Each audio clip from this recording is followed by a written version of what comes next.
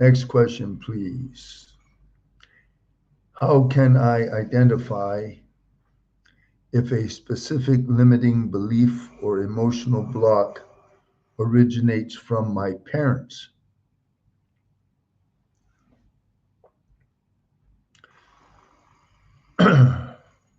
That's a good question.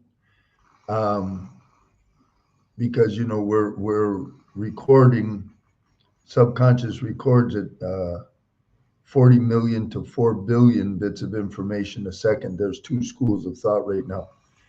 um,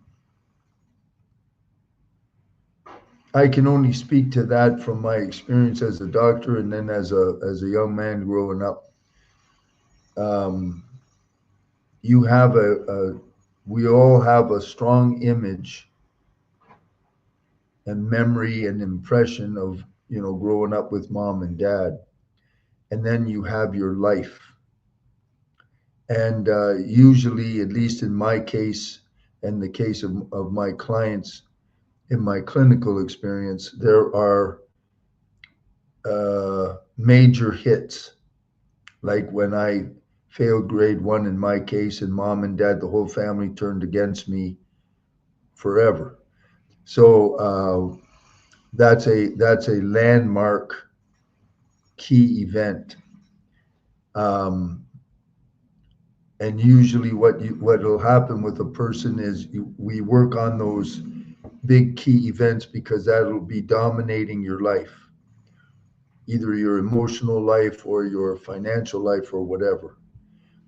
And then as a person is working on those big major issues that are clear in their memory and their mind, it's like peeling an onion.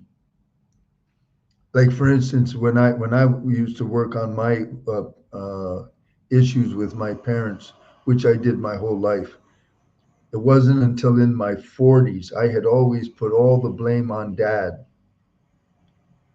I had all the blame on dad, and I did extensive work there, never realizing there was a block of 20 years of damage from mom.